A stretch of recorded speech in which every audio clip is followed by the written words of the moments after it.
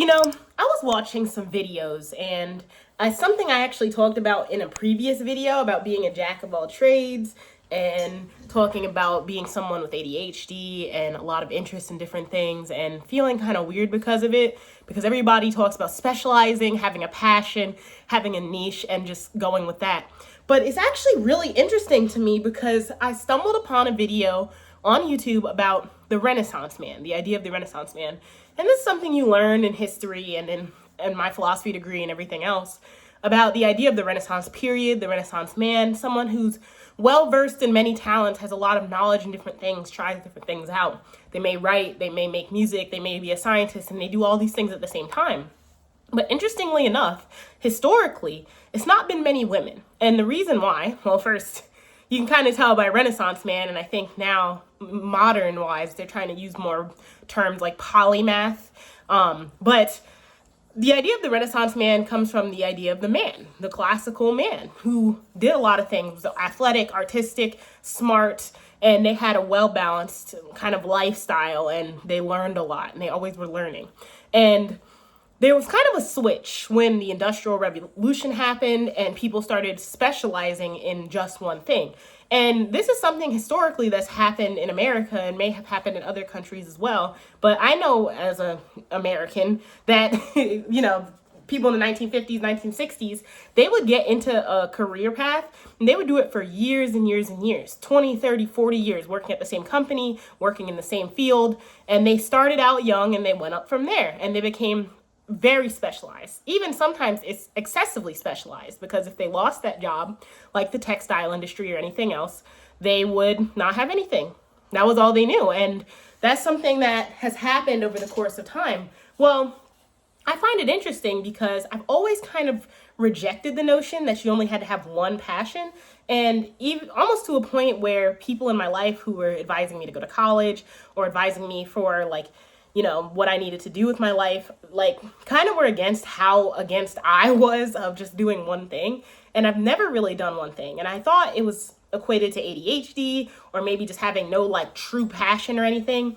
But that's not necessarily true. I think I have passions in multiple things and I have interest in multiple things and I love to learn. And that's something that I started to recognize about myself is that I love to learn and I spend so much time learning that I started to become interested in different things. And kind of running through my life and giving you a little rundown just so you can kind of see, when I was young, I started in Italian and Spanish class, just kind of in classes, learning foreign language. I got really interested in language and I ended up becoming fluent in Spanish. So I was like, I'm going to become fluent in Spanish. I don't really use that much. There's some times where it comes up, but it was just something I wanted to learn. And then I started to learn Mandarin and I thought I would be like a polyglot and start learning multiple languages. And then I would, play tennis. I became a tennis coach. I was interested in tennis coaching professionally. So I was doing that for a while. That's what I did during college.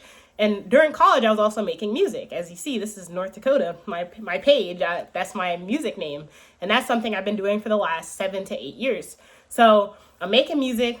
I'm in tennis, teaching tennis. I'm, a tech philosophy double major. And I had interest in all of those things. I could see myself genuinely doing any one of those things at any given time. And that made me realize when I was watching the YouTube video that I saw earlier that I might be someone who tends to kind of fall in the camp of a Renaissance man. But historically, women typically weren't Renaissance men because a lot of women were kind of discouraged to go into careers. They were encouraged to be homemakers and to follow that kind of lifestyle. And even now, with women being in careers, there is this idea of specialization still, where women are tending to specialize and have that one passion. So you don't see many, historically, women who are Renaissance men or considered polymaths. And that's something that I find very interesting because it's all I've ever been drawn to. I like to build things. I love tech. I love philosophy. I love, all these different things. I try things out. I do art. I do photography. I love math. I love electrical currents. I've, done electrical stuff with my grandpa. I was a chess coach for many years, for 4 years, and simultaneously making music. And I love to write. I love to read. I have all these interests. I love languages.